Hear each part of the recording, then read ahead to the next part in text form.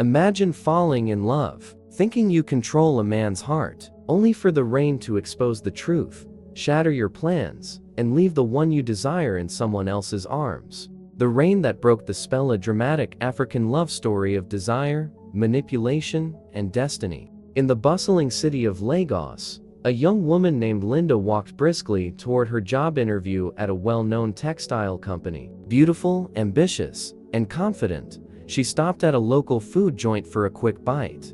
There, she saw a good, tall, handsome-looking young man focused on his phone. She politely asked to share his table, and he nodded. Their eyes met. His voice was calm and attractive. She noticed no wedding ring. Her heart whispered, maybe. When she finished eating, Frank had already left.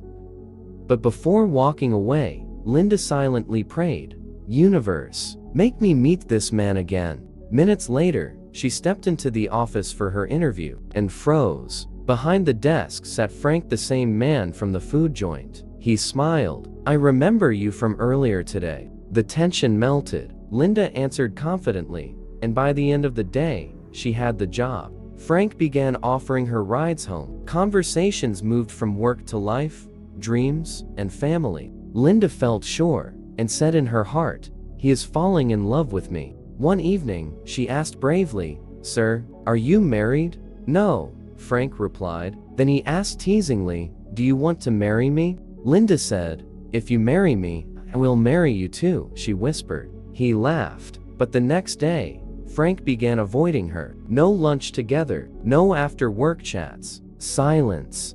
That weekend, Linda visited a native doctor known as Baba. "I want him to love me," she said. Baba gave her a charm. "Stand with him under the rain. When he looks into your eyes, he will confess love. But if the woman he truly loves stands with him under the rain, the spell will break forever." Linda took it without hesitation. One rainy morning, Linda waited at the company entrance. When Frank arrived, she rushed with her umbrella. The charm glowed in her handbag. Frank looked into her eyes. "Linda, I love you. Be my girlfriend." Linda's heart soared. Her inner heart was joyful, saying to herself, "The spell worked." But Linda wasn't satisfied, and she said within herself, "What if he doesn't marry me? I must secure this relationship, or else I will be the loser here," she said. She tried seduction. She succeeded, but she could not get pregnant.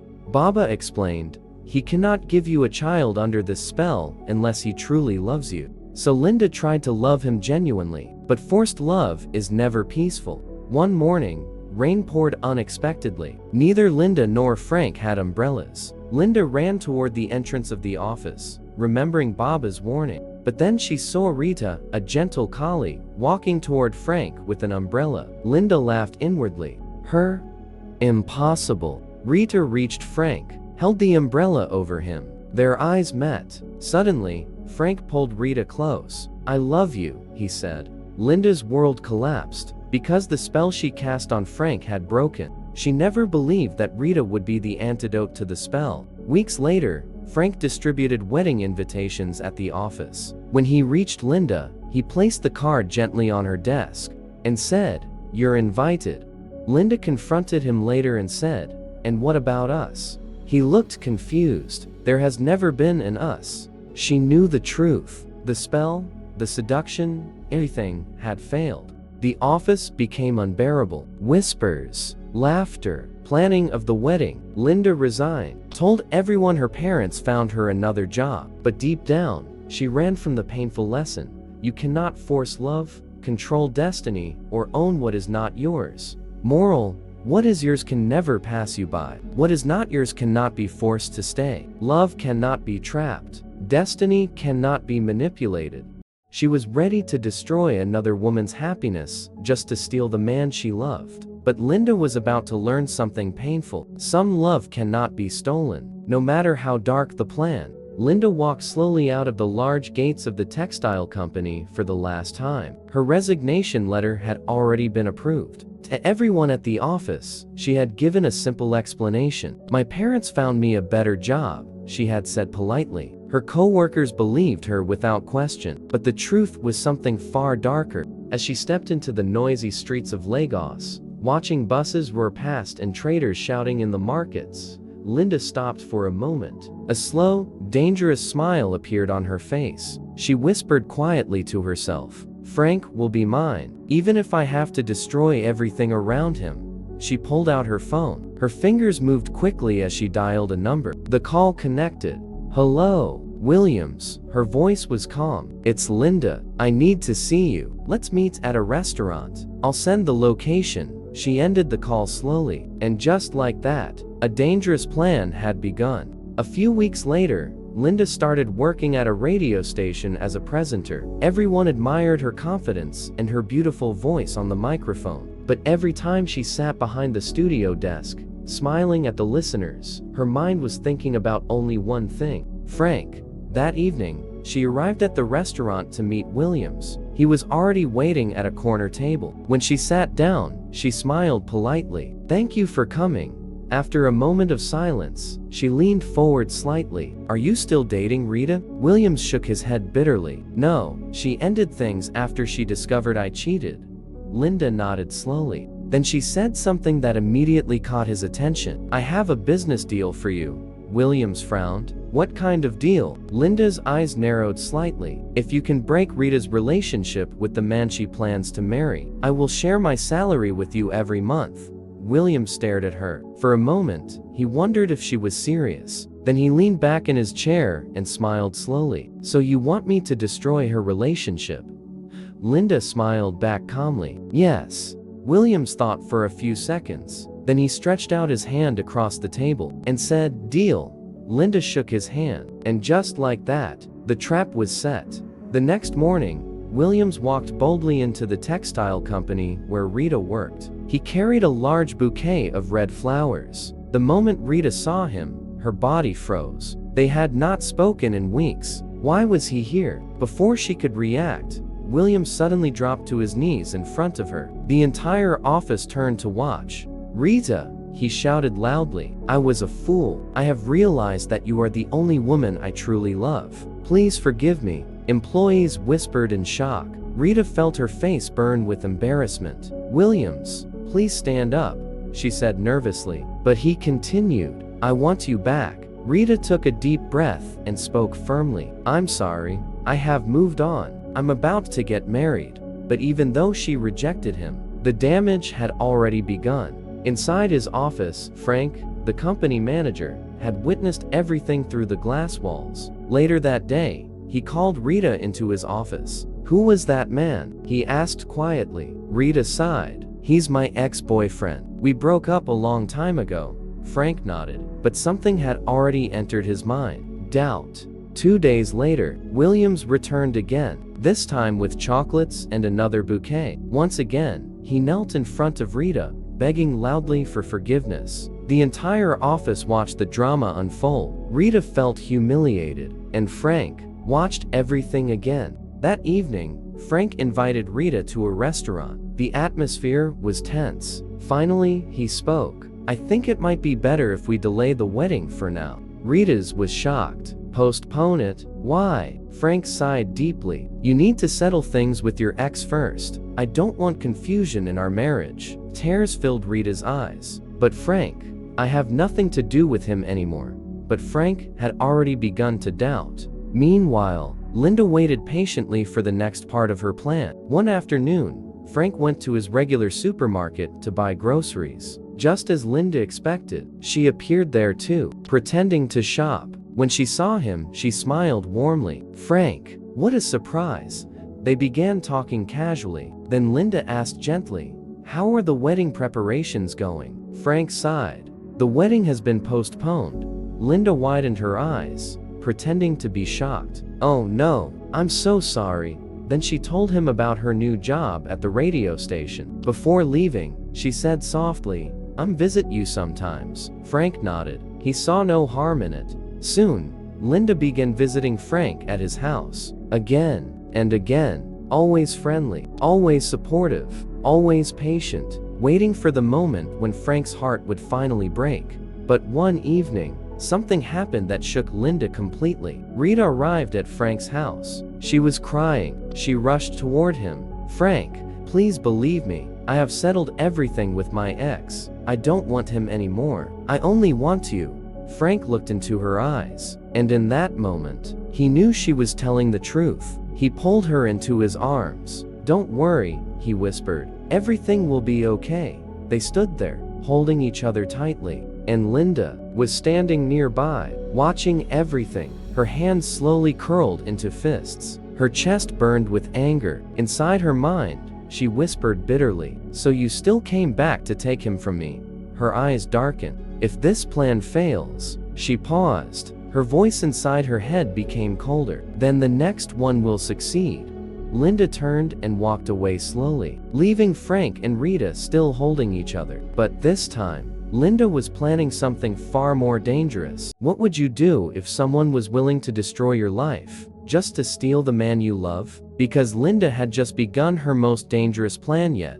Outside Frank's apartment, Linda stood in the dark, trembling with anger. Inside the house, she had just seen something that burned her heart. Frank and Rita hugging each other. Her eyes hardened. She whispered to herself, "If this strategy fails, then the next one will destroy everything."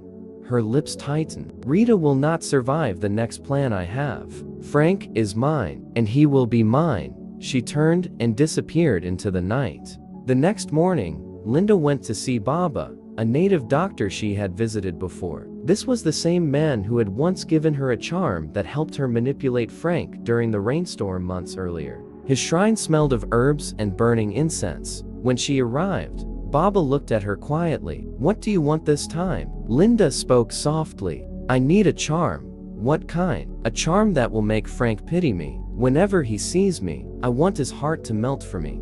The old man studied her face for a moment. Then he prepared a small charm wrapped in red cloth. "Use it wisely," Baba warned. But Linda had already made up her mind. When Linda returned home that evening, she began her next plan. She destroyed everything in her apartment. She smashed plates. She broke chairs. She scattered her belongings everywhere. The house looked like thieves had attacked it. When she finished, she packed her luggage. Then she went straight to Frank's apartment. It was evening when she knocked on his door. Frank opened it. He froze in shock. Linda stood there trembling, crying bitterly. Her clothes looked rough, and she was shivering. "What happened to you?" Frank asked in panic. The moment he looked at her, the charm worked. His heart filled with pity. Linda wiped her tears. "Thieves came to my house." She broke down with tears. "They destroyed everything. They were looking for money." She continued crying. "I don't have anywhere to go. I'm scared."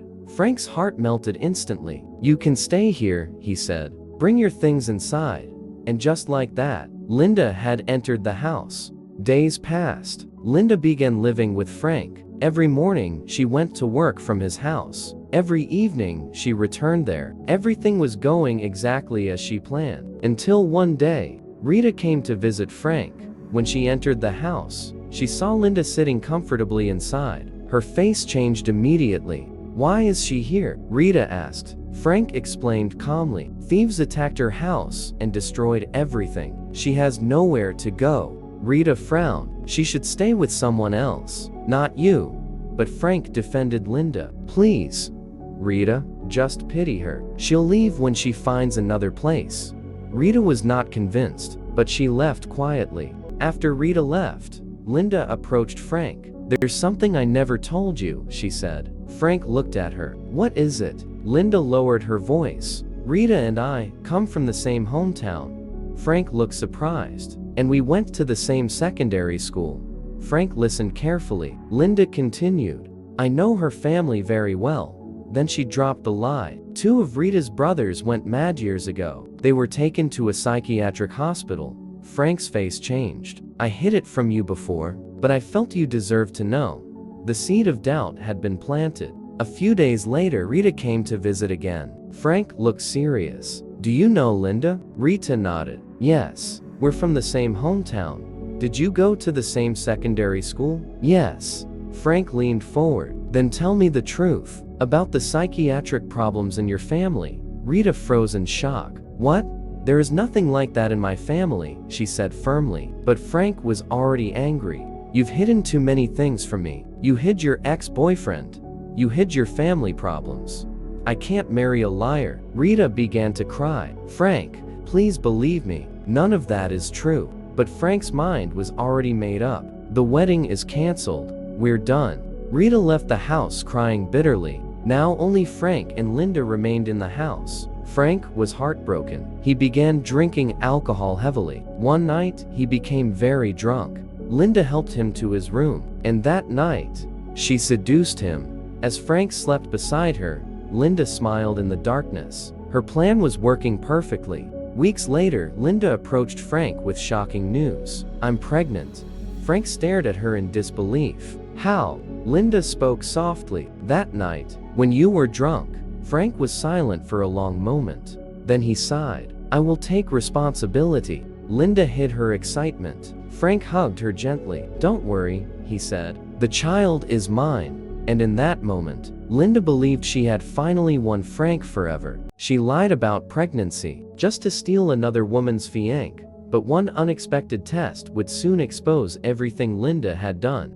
Linda was alone in the room. The moment Frank left, she burst into laughter. She jumped on the bed, clapping her hands excitedly. "Frank believes I'm pregnant," she said happily. "He thinks the baby came from that night he was drunk."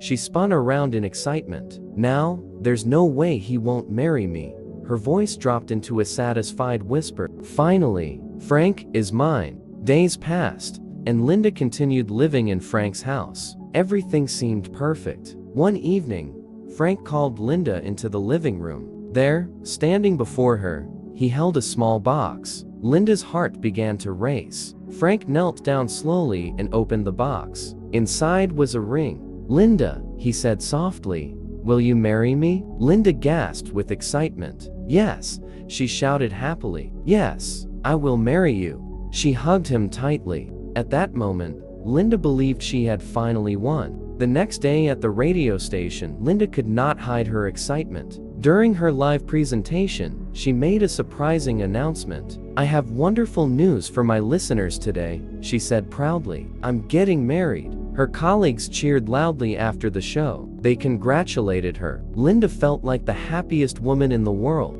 Weeks later, Rita heard the news on the radio. Her heart sank. She immediately went to Frank's house. When she arrived, Linda was not home. Frank opened the door. Rita stood there, her eyes filled with tears. "Frank, please listen to me," she said. Frank sighed. "It's too late, Rita. I've moved on with Linda." But Rita refused to leave. She looked directly into his eyes. "Are you sure Linda is pregnant?" Frank frowned. "What do you mean? Have you seen any pregnancy test result?" Frank remained silent. "Have you seen any medical document?" Rita continued. Then she added one more question. "Have you done a DNA test to confirm the baby is yours?" Frank said nothing. Rita cried. "Frank, please, think carefully. Linda has been involved in everything that happened between us. Please investigate the truth." With tears streaming down her face, Rita walked away. That night, Frank sat quietly, thinking deeply. Rita's words echoed in his mind. He realized something strange. He had never seen any pregnancy test result. And yes, a DNA test could confirm everything. But Frank knew Linda might refuse. So he came up with a plan. When Linda returned home that evening, Frank spoke calmly. "Linda, we need to go to the hospital tomorrow." "For what?" she asked. "A genotype test." Linda laughed confidently. "I may," she said proudly. "I can marry anybody." But Frank insisted. "I want to see it myself." Linda thought for a moment. "He's already mine," she told herself. "There's no harm." So she agreed. The next day, they arrived at the hospital. Linda felt relaxed. But suddenly, she realized something was wrong. The doctor began preparing for a pregnancy test. Linda froze. Her heart began pounding. Frank had deceived her. Minutes later, the doctor returned with the result. She looked at Frank. "Sir, this woman is not pregnant." Silence filled the room. Frank slowly turned to Linda. Linda felt the ground disappear beneath her feet. Shame covered her face. Without saying a word, she ran out of the hospital in tears. Linda returned to Frank's house. She packed her bags quickly. She knew there was nothing left to explain. Her games were over. Before Frank returned, she quietly left the house. This time, she had no more tricks, no more lies, no more plans. With tears in her eyes, Linda walked away. 2 months passed. One evening, Linda was scrolling through the internet. Then she saw it. A wedding photo. Frank and Rita, they were smiling. They had gotten married. Linda stared silently at her phone. Her mind went back to that day in the restaurant. The day she first saw Frank while she was going for a job interview. She had wanted him so badly. She had fought so hard to make him hers. But now, he belonged to someone else. Linda closed her eyes. Then she whispered a quiet prayer. Universe, please send me a man who will truly love me. She had finally learned something painful. Love cannot be stolen, and forcing someone to love you only leads to heartbreak. She picked up her phone and decided to go buy some fruits to cheer herself up. When she arrived at the fruit stand, she chose a banana. Just then, she heard a familiar voice asking the fruit seller for apples. Suddenly, she turned toward the voice. It was Frank. Frank, what are you doing here? She asked. The person standing beside her replied, Frank, do you know my twin brother? Linda was shocked. Could two people really look so much alike? Or was this her prayers being answered?